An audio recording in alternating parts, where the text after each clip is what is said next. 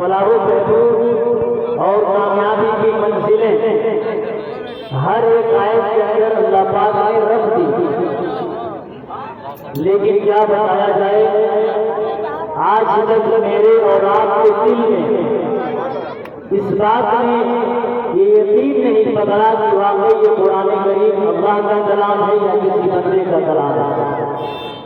خود اللہ کی عظمت، اللہ کی محبت، اللہ کی کبریائی اور اللہ کی بڑائی ہمارے دلوں کے اندر کہاں ہے؟ یہ تو اللہ تبارک و تعالیٰ نے اپنی خدائی دنیا کے اندر ایسے منوا رکھی ہے کہ کسی کو پیدا کر رہا ہے، کسی کو موت بھیجتا ہے، کسی کو اسپتال میں ڈال دیتا ہے، کسی کو تڑپتے ہوئے بازار میں لٹا دیتا ہے، کسی بھیک مانگنے والے کو تخت شاہنشاہی پر بٹھا دیتا ہے، تو کبھی وہی اللہ لوگوں سے گلیوں میں بھیک کے ٹکڑے منوا دیتا ہے۔ خدا نے تو اپنی خدائی ایسے منوا رکھی ہے۔ لیکن جہاں تک عظمتوں کا سوال ہے تو ہمارے یہاں کہاں ہے؟ میں اپنے اور اپنے بزرگوں کی کیا بات کروں، میں اس اللہ والے کی بات کر رہا ہوں جن کو ہر طبقے کے لوگ مانتے ہیں۔ پیر مہر علی شاہ صاحب رحمۃ اللہ علیہ، انہوں نے اپنی ایک کتاب کے اندر لکھا ہے کہ ہر وہ سانس جس میں اللہ کا نام نہ آیا ہو، وہ فرماتے ہیں کہ وہ سانس حرام گیا۔ یعنی جس سانس کے اندر مالک کائنات کا نام نہ آیا ہو، پروردگار عالم کا نام نہ آیا ہو، وہ فرماتے ہیں یہ سانس کی تو بہت بڑی نعمت ہے، اللہ تعالیٰ جل شان ہوگی۔ یہ انسان کا سانس رکتا ہے تب اسے پتہ چلتا ہے کہ کتنی بڑی نعمت تھی۔ ہر سانس کے آنے کے شکریہ کا مطلب یہ ہے کہ کم سے کم ایک مرتبہ اللہ آدمی کی زبان سے نکل جاتا ہے۔ لیکن آج ماحول جس طریقے سے چل رہا ہے اور جس طریقے سے آج کا مسلمان زندگی گزار رہا ہے، میں تو یہی کہوں گا آج کے اس ہمارے عمل سے نجات بڑی مشکل ہے۔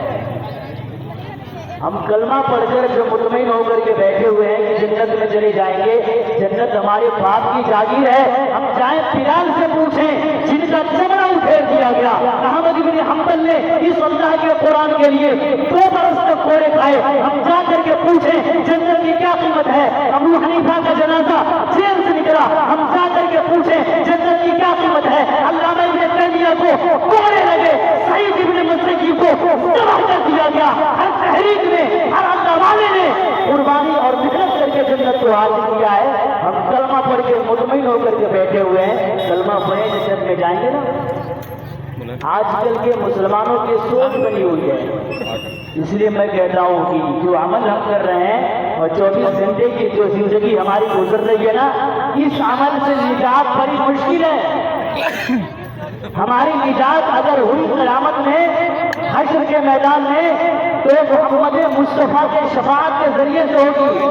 کیا کریں گے میرے عمل، آپ کے عمل؟ نیت کھوٹی، اعمال کھوٹے، ریاکاری نے مار دیا، شہرت نے بدنام اور برباد کر دیا۔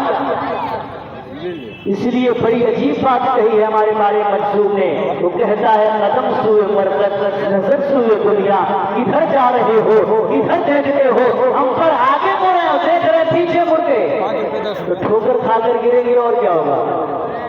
اس لیے رب العالمین نے ہمیں دنیا کے اندر اگر بھیجا ہے تو اس کا مقصد ہے، اور مقصد بھی میں نہیں قرآن کریم بتائے گا، وما خلقت الجن والانس الا لیعبدون۔ رب کائنات فرماتا ہے اے میرے بندے، ہم نے تمہیں دنیا کے اندر اپنی عبادت کے لیے پیدا کیا، اپنے ریاضت کے لیے پیدا کیا۔ جب خالق کائنات ہمیں یہ کہہ رہا ہے اے میرے بندے ہم نے تمہیں دنیا کے اندر اپنی عبادت کے لیے پیدا کیا، پھر مسلمانوں کی زندگی کا اکثر حصہ بھی اسی اللہ تبارک و تعالیٰ کی عبادت میں گزرنی چاہیے کہ نہیں گزرنی چاہیے۔ لیکن ہم سے تو آج وہ بھی نہیں ہوا رہا ہے۔ پہلے زمانے میں لوگ راستہ پکڑ کے چلتے تھے، ٹھوکریں لگتی تھی تو منہ سے دعائیں نکلا کرتی تھی، سبحان اللہ الحمدللہ کے الفاظ جاری جایا کرتے تھے۔ اور آج کے اس پرفتن دور میں، آج کے اس پرآشوب ماحول میں اگر ہم میں سے کوئی شخص راستہ پکڑ کے چل رہا ہے اور راستے میں اس کو ٹھوکر لگی تو آج بلا وجہ ہمارے منہ سے گالیاں نکل رہی ہیں، بلا وجہ ہمارے منہ سے گالیاں نکل رہی ہیں۔ یہ سب کیوں ہو رہا؟ ہم نے اللہ کو پہچانا نہیں، ہم نے اللہ کی حقیقت کو جانا نہیں، ہم نے تعلیم کے اوپر محنت نہیں کی، اپنے بچوں کو دینی تعلیم سے دور رکھا۔ خدا کی قسم مسلمانوں یاد رکھنا، کل قیامت کے دن یہ بچہ آپ کا گریبان پکڑے گا، آپ نے اس کو ABCD سکھائی، قرآن نہیں سکھایا، کل قیامت کے دن مسلمانوں اس کو قرآن کی ضرورت پڑے گی۔ آج ہم نے اپنے بچوں کو چند پیسے کی لالچ میں مدرسے سے دور رکھا، دین سے دور رکھا، مسجد کے ماحول سے دور رکھا، جس وجہ سے منافق بنا، بدکار بنا، گلیوں میں شراب عام ہوگی، زنا عام ہو گیا، اس نے نبی کی شکل سے مبارا، داڑیاں مڈواری اور نبی کے دین سے اتنا دور چلا گیا۔ اذان ہو رہی ہے، پتہ نہیں کہ کب ہوئی کب ختم ہو گئی، اس کو یہاں تک نہیں معلوم ہے وہ ظہر کی نماز میں رکعتیں کتنی ہے، رکوع کیسے کرنا ہے، سجدہ کیسے کرنا ہے۔ اے مسلمانوں، مکمل طریقے کا رب العالمین نے اپنے حبیب کو دنیا میں بھیجا اسی لیے تاکہ جاؤ میرے بندوں کو بتاؤ رکوع کیسے ہوگا، سجدہ کیسے ہوگا، قیام کیسے ہوگا، اور نماز میں کھڑے ہو کر کے کیا پڑھنا چاہیے۔